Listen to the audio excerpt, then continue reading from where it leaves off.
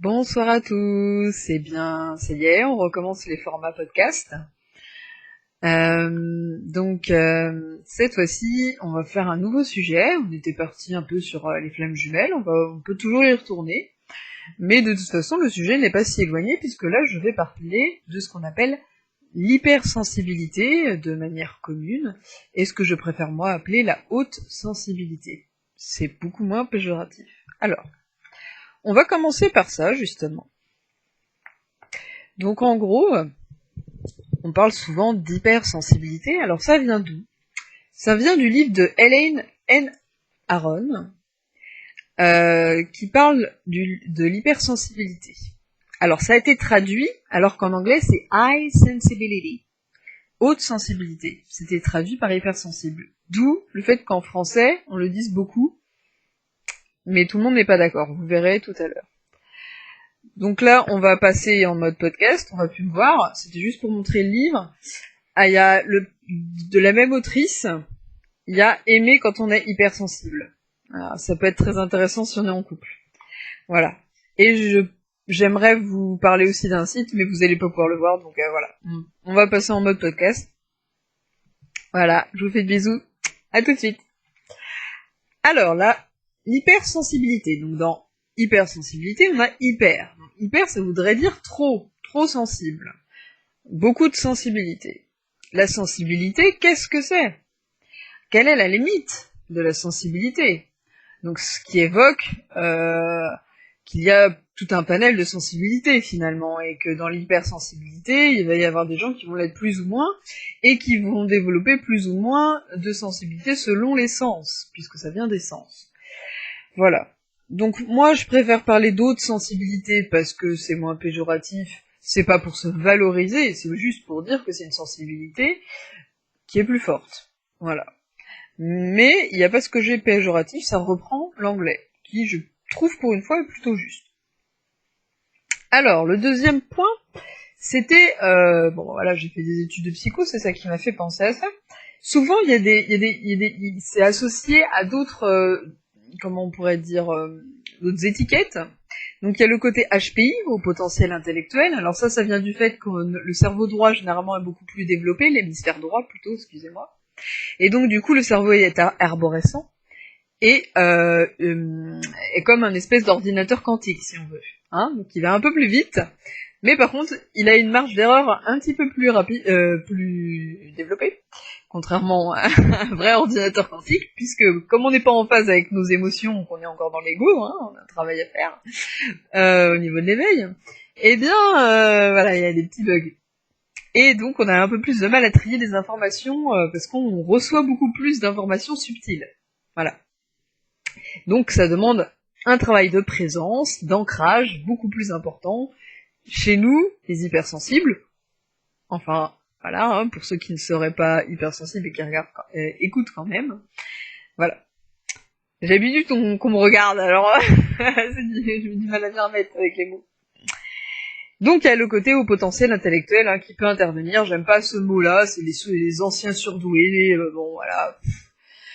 C'est juste pour dire qu'on a une intelligence différente finalement, voilà, c'est pas, y a rien de spécial. Hein.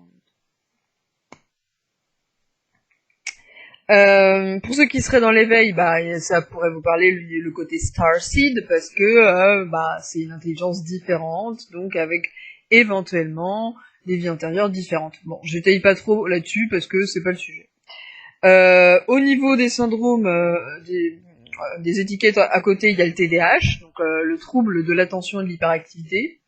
Moi j'ai cru que je l'avais, en fait non, c'est lié plutôt à mes intolérances alimentaires, donc ça c'est encore lié aussi à l'hypersensibilité, ça va être plutôt au niveau du corps, hein, digestif. Ça c'est émotionnel, c'est voilà, c'est très relié aux émotions. Donc il y a vraiment le côté TDAH hein, qui est relié souvent à l'hypersensibilité, comme à l'autisme d'ailleurs. Donc voilà. Donc bah il y a l'autisme, bien évidemment. Alors la différence c'est quoi? Moi j'ai envie de dire c'est à peu près l'autisme, il y a déjà un spectre assez grand hein, entre les personnes qui ont une déficience mentale et ceux qui sont c'est plutôt l'inverse. Faut pas franchement retenir ce qu'on voit dans les films, hein. L'autiste Asperger, c'est pas forcément quelqu'un qui est expert en un truc bien spécifique et qui est complètement focalisé dessus. Enfin, c'est pas aussi simple que ça, hein. Puis surtout chez les femmes, ça se repère beaucoup moins. Donc voilà. Il peut y avoir éventuellement, si on est hypersensible émotionnel, donc ça on l'est pas forcément tous, hein, le côté bipolaire ou borderline. Alors bipolaire, c'est plutôt ce qu'on appelait anciennement les maniaco-dépressifs. Donc les gens qui étaient cyclotimiques, c'est-à-dire qui passaient de très facilement enfin non, justement pas très facilement, c'est la différence avec borderline, c'est qu'ils avaient des cycles en fait, des cycles de dépression, des cycles d'euphorie, voilà. Ça c'est la bipolarité. Ce qui est pas du tout le cas de l'hypersensibilité, ça n'a rien à voir. Nous, c'est créé par quelque chose d'extérieur, et voilà, il y a moins, enfin, il y a un côté héréditaire, hein. Moi personnellement mes deux parents le sont, ma sœur aussi, à un degré moindre, et bah voilà, je rencontre beaucoup de gens qui sont comme moi, bien évidemment, c'est plus facile. Après on l'assume plus ou moins, ça c'est autre chose. Le borderline, donc comme je l'ai dit tout à l'heure, c'était l'ancien en psychanalyse on dit état limite. C'est quoi? C'est une personnalité qui est entre la névrose et la psychose. Donc ça c'est un petit peu plus poussé, et c'est juste parce que les personnalités borderline, ça pourrait ressembler, parce que au niveau émotionnel, des fois il y a des exacerbations qui se font en fait, hein, voilà. Donc ça pourrait ressembler, mais c'est parce que c'est des gens qui sautent d'humeur comme ça du jour au lendemain. Mais c'est plus c'est différent. Disons que les causes sont différentes. Ça pourrait être lié au passé, ce qui n'est pas forcément le cas de quelqu'un d'hypersensible. Voilà. Ce qui était longtemps mon cas. Hein. Moi, j'ai carrément fait un mémoire en psychologie sur la personnalité borderline, parce que pendant longtemps, voilà, j'ai intégré l'idée que c'était dû à mon passé, ce que j'étais, et en fait, j'ai compris que ça n'avait rien à voir. En travaillant sur moi, j'ai compris que ça n'avait rien à voir, et qu'en fait, j'étais ça de base, en fait. Et bon, vous verrez, je vous décrirai tout à l'heure les différentes choses qui peuvent nous permettre de nous reconnaître. Après bon, c'est qu'une étiquette, hein, il faut pas non plus faire comme pour le handicap, ne se définir que par ça. Mais c'est vrai que ça permet de gérer, de se rendre autonome et indépendant dans ce qu'on pourrait appeler des symptômes ou des situations, des faits, hein, tout simplement. Avant ça, quand même, j'aimerais vous parler d'une chose, c'est différencier les types de sensibilité. Alors, comme c'est lié aux sciences, super lapsus, pas du tout lié aux sciences, justement, lié au sens, parce qu'on est tellement intuitif, ce serait pas bon. Ah bon, il y a beaucoup de scientifiques qui ont eu des intuitions et ça leur a permis de trouver des choses qu'ils n'auraient pas trouvées autrement, mais dont Einstein, hein, ou Tesla d'ailleurs, voilà. Donc il y a l'hypersensibilité émotionnelle, donc ça c'est on ressent les émotions vraiment de manière beaucoup plus exacerbée, et notre seuil de saturation est arrive beaucoup plus vite. Ça c'est propre d'ailleurs à tous les hypersensibles, là. Mais voilà. Pour faciliter, je continue à utiliser le mot, même si je ne le cautionne pas. Il y a l'hypersensibilité auditive, donc il y aura la misophonie, les acouphènes, l'hyperacousie, et j'en passe, il y en a d'autres. C'est très très difficile à vivre, hein, parce que ça demande un environnement calme, au moins chez soi, parce que sinon c'est très vite difficile à vivre. D'ailleurs, ça peut être un symptôme qui peut faire croire à l'autisme, alors que pas forcément, hein, c'est différent. Ce qui peut aider dans l'hyperacousie, enfin l'hypersensibilité auditive, c'est le fait de se défocaliser, en fait, parce qu'on a un cerveau qui a tendance à ruminer, hein, se focaliser sur des choses, à cause de l'arborescence, en fait, par exemple, on a une idée, et en fait, l'arborescence va nous amener beaucoup de choses qui sont en lien avec cette idée. Donc, ce qui va faire que ça va être encore plus difficile. Parce que quand on va entendre un bruit qui nous gêne, ça va ramener l'émotion qu'il y a derrière, ça va ramener toutes les fois où c'est arrivé, et voilà. Du coup, le fait de se défocaliser, l'aide de sophrologue, de chaman, de tout ce que vous voulez, ça peut vous aider. On parlera des ressources après. Donc l'hypersensibilité émotionnelle, l'hypersensibilité auditive, il y a l'hypersensibilité olfactive et gustative, je les mettrai ensemble parce que c'est des goûts qui sont très très liés. Alors ça c'est un petit peu plus rare, mais ça arrive. Moi je sais que de plus en plus, au niveau olfactif, je suis très sensible aux odeurs. Gustatif un peu moins. Après bon, je vais pas les comparer avec les autres personnes.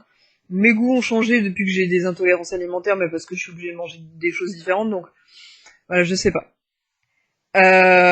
En tout cas, c'est vrai que par contre, mon corps réagit au niveau digestif.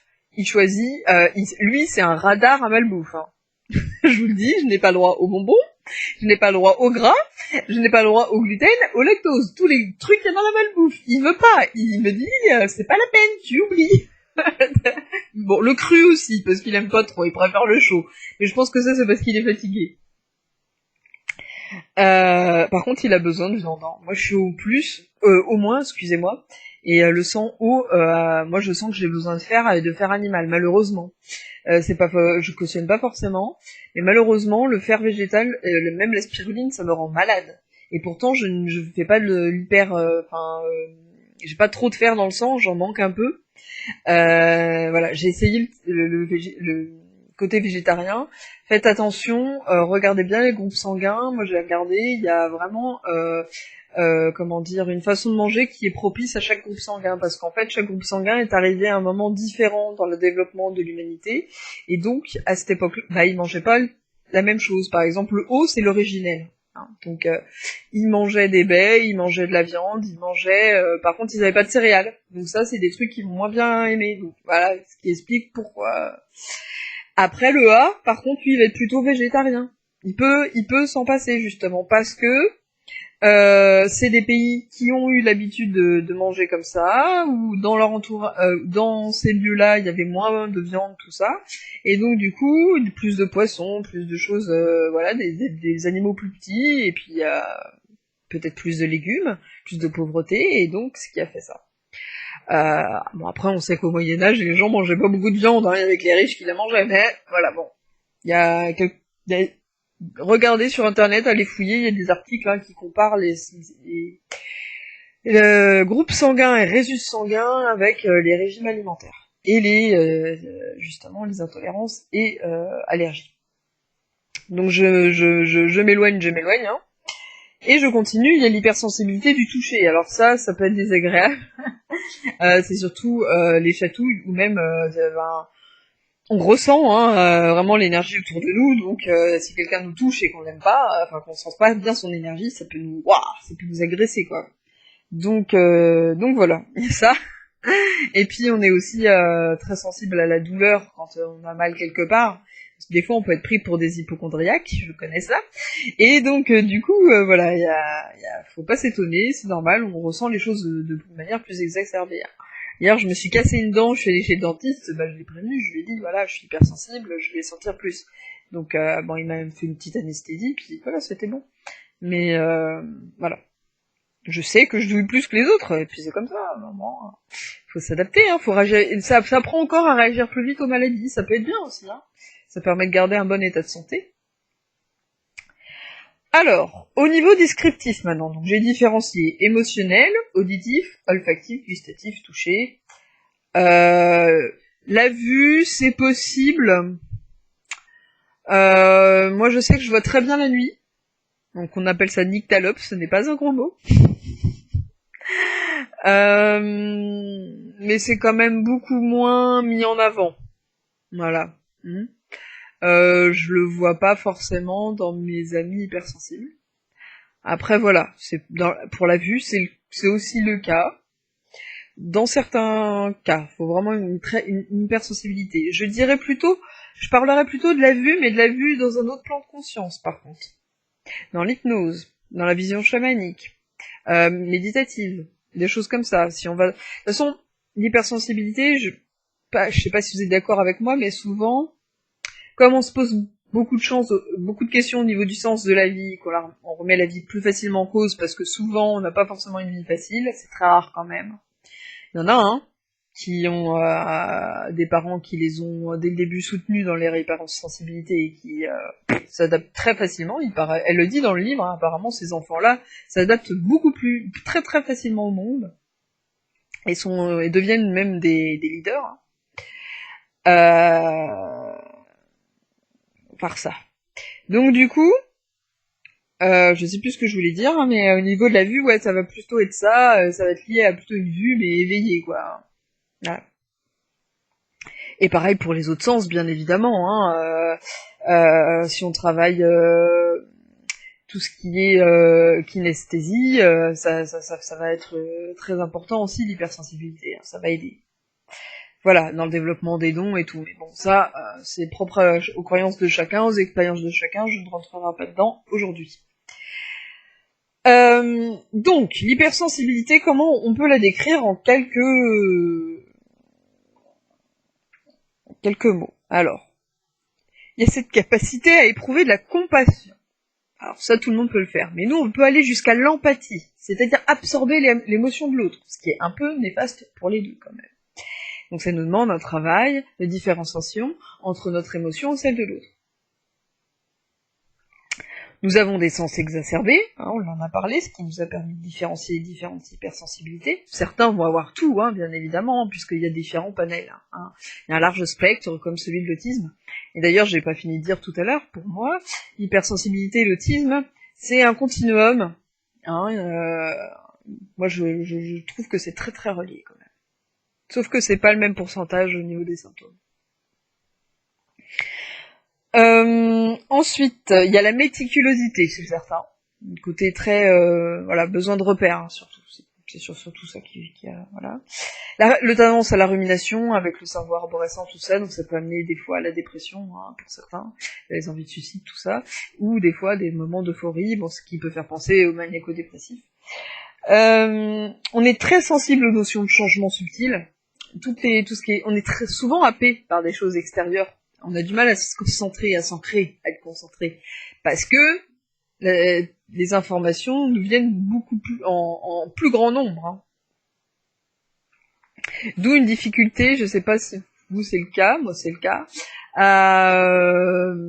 Par exemple, quand je fais du qigong, la synchronisation au niveau du corps, c'est très difficile. J'ai besoin de regarder d'abord, de répéter plusieurs fois, et de plutôt le faire de manière intuitive. De rendre ça mécanique ou automatique sans utiliser le mental. Plus j'utilise le mental, pire c'est. Il me faut je dois m'adapter pour apprendre, en fait. Je ne peux pas apprendre de la même manière que les neurotypiques, ceux qui utilisent beaucoup plus le cerveau gauche, en fait, l'hémisphère gauche, analytique.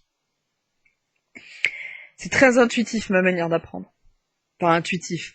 Disons que je passe de A à B sans avoir besoin d'analyser. Ça se fait tout seul, quoi. Ça va beaucoup plus vite. D'où l'idée du cerveau quantique.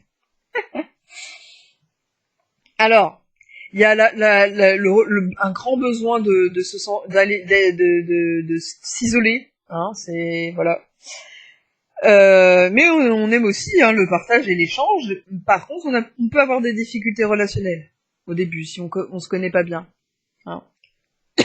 Un gros manque de confiance en soi, du coup, des difficultés à l'école éventuellement. Bon, si on a HPI, on s'en sort plutôt bien.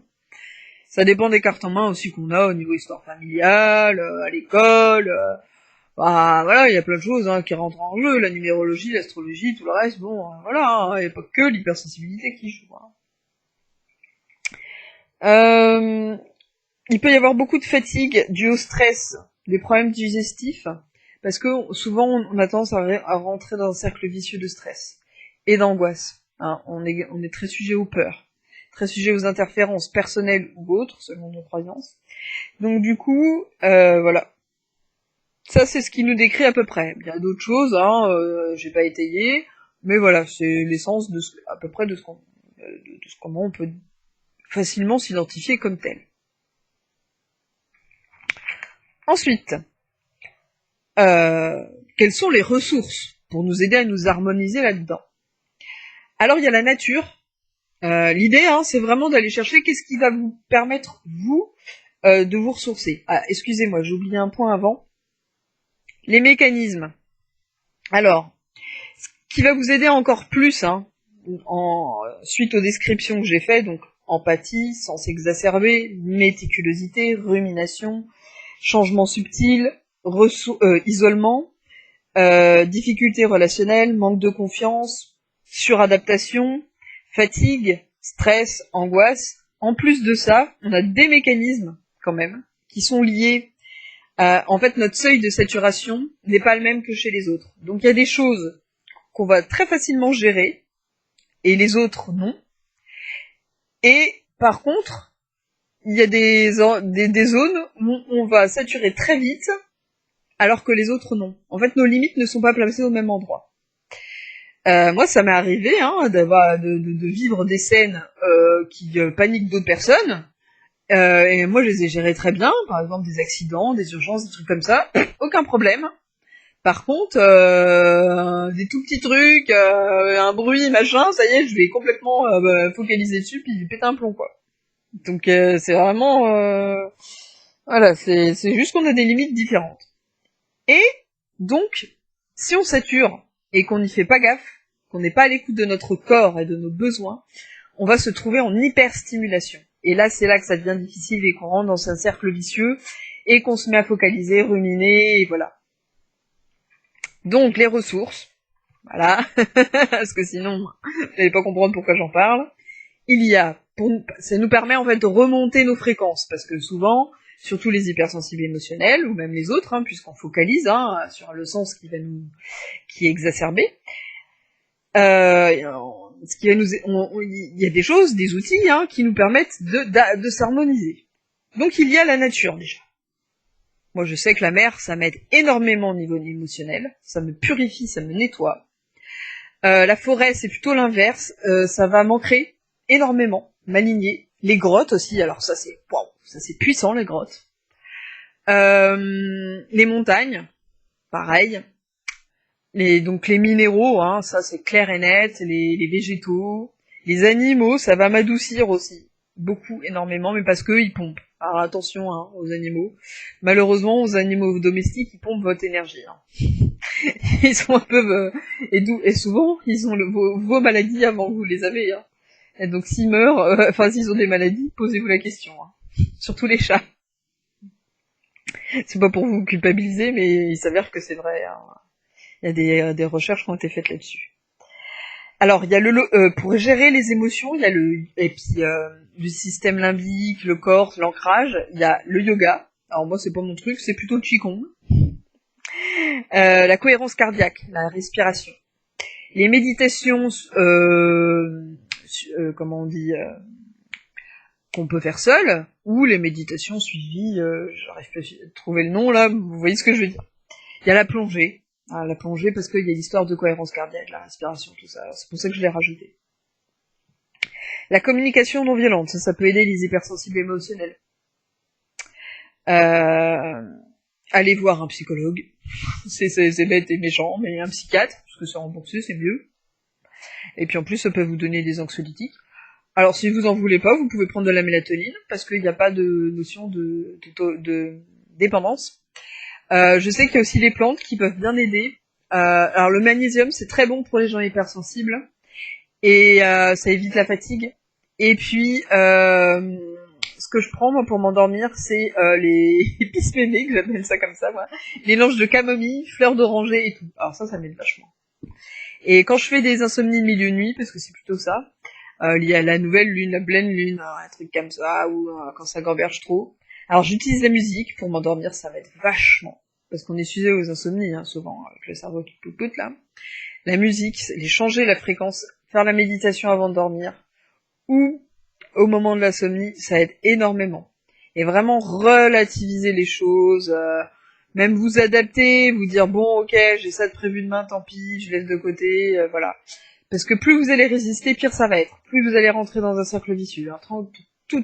À partir du moment où vous allez être dans l'ego, vous allez résister, ça va être pire. Parce que ça va, surtout pour les hypersensibles émotionnels, même les autres, plus vous allez entasser des émotions que vous n'écouterez pas ou que vous allez rajouter des peurs et des angoisses, pire ça va être, vous allez fatiguer et stresser et vous dormirez pas. Voilà, donc les portes seront fermées du sommeil. Morphée voudra pas de vous. Voilà. Puis rassurez-vous, vous pouvez faire des siestes. Il y a plein de choses qui peuvent vous aider. Voilà, moi, j'ai vécu quelques années d'insomnie. Voilà. Alors les cercles de parole, les cercles de soutien aussi, ça peut vous aider. Le soutien familial, le soutien de couple, le soutien avec vos enfants ou quoi que ce soit. Bon, c'est pas leur rôle aux enfants, mais juste le fait d'être avec eux, le plaisir. En tout cas, les groupes de soutien, ça peut être une bonne chose pour les gens hypersensibles. Peut-être même les groupes de gens hypersensibles, hein, pour ceux qui n'ont pas d'amis hypersensibles, qui ne se connaissent pas encore en tant que tels et qui ont besoin de découvrir d'autres gens comme eux pour se sentir rassurés à ce niveau-là. Hésitez pas, parce que moi j'ai la chance que dans ma famille on le soit, donc forcément je vais plus facilement vers des gens comme moi. Et voilà. L'acceptation de soi, alors le gros travail sur l'acceptation de soi, c'est important de le faire avec soi, un psychologue, un sophrologue, n'importe quoi, vous, un livre. C'est hyper important. L'acceptation de soi, ça va vous aider à prendre confiance et à répondre à vos besoins petit à petit. Bon, ça demande de la persévérance et de la patience. Et vous verrez, c'est la clé. On en parlera tout à l'heure. Donc, avoir un lieu de vie calme, ça c'est très, très, très, très important. Parce que c'est votre lieu de ressources. Si vous n'avez pas ça, vous pétez un plomb. Au bout de... Moi, j'ai attendu d'avoir une trentaine d'années, à 20 ans je pouvais, mais en fait, on s'en rend pas compte. On prend sur nous, au bout d'un moment, on sature, en fait. Mais ça va se faire plus rapidement que des gens neurotypiques. C'est-à-dire que nous, ma saturation auditive, elle est arrivée à 30 ans. Que les autres, ça peut arriver beaucoup plus tard. Par exemple, digestive, moi, ça arrivait à 25 ans. Les gens, c'est à 50 ans, généralement, que le foie saute. Voilà, c'est ça. Hein, Mais faut pas voir ça comme des tares. Hein. C'est qu'on est des radars à ce qui n'est pas bon et ce qui est fait pour être changé dans le monde. On en parlera après. Et donc, on a besoin aussi de repères stables, un petit peu comme certaines personnes autistes, hein, pour nous aider à... Voilà, on a besoin d'ancrage, beaucoup d'ancrage. Donc, grâce au rituel, grâce aux repères qui nous rassurent. On a besoin d'être rassurés souvent. Et donc, à apprendre à être rassuré, à s'utiliser comme ressource, parce que souvent, on est dépendant affectif, hein, à cause de notre manque de confiance en nous. Voilà. Donc la clé, qu'est-ce que c'est la clé? C'est de trouver le moyen pour vous qui vous permet de remonter vos fréquences et vos vibrations quand vous êtes dans vos hauts et vos bas, là. Ce qui veut pas dire qu'il faut pas accepter les bas, hein. C'est important aussi de se reposer, et puis de regarder les ombres en face pour voir qu'est-ce qui se passe.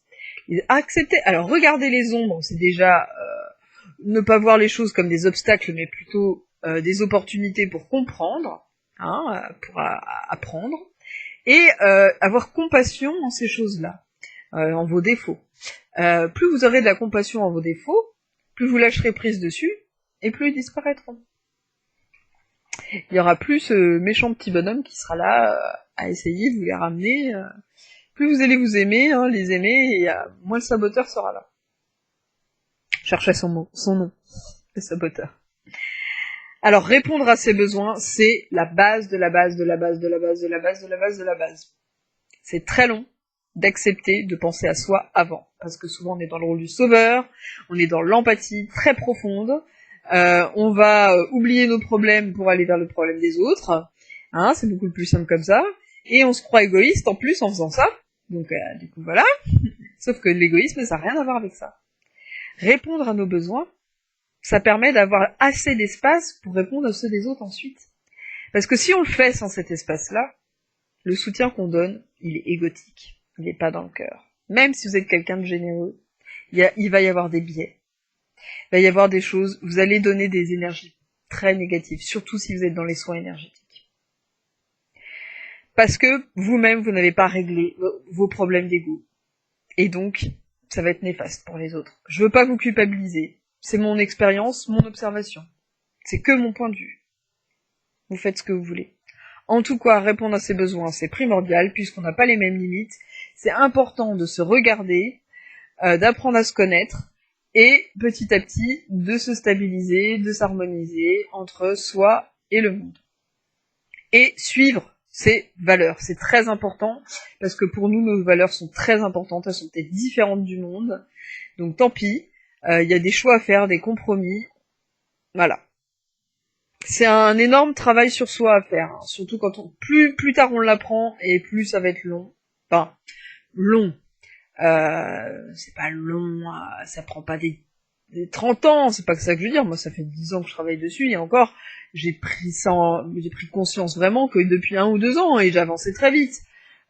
Si on est capable de transmutation, bon, j'ai le scorpion qui m'aide, mais et Pluton, mais bon voilà, si on a une volonté de transformation, sans se faire du mal, parce que le côté, faut y aller aussi petite marche par petite marche, hein, faut pas les vouloir aller trop d'un coup, parce que sinon on descend aussi sec. Hein.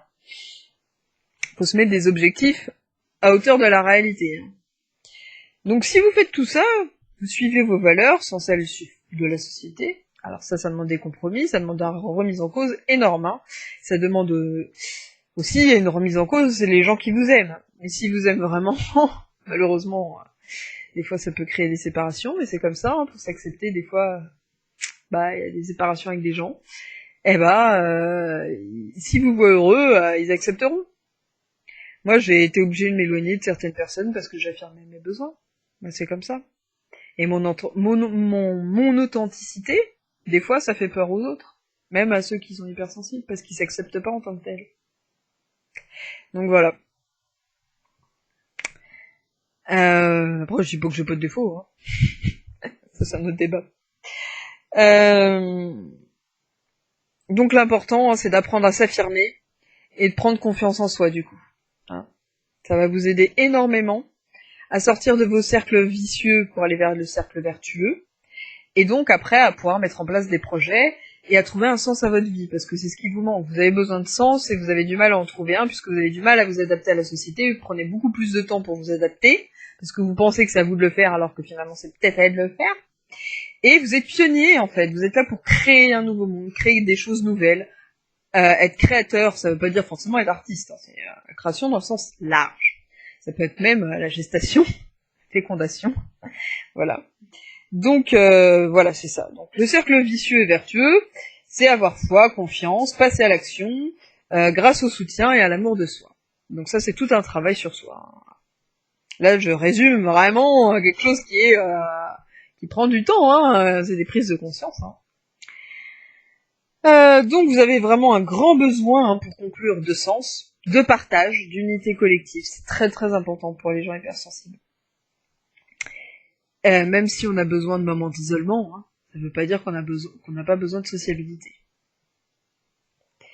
Et donc l'idée, c'est vraiment de trouver une harmonisation entre vos besoins et le monde.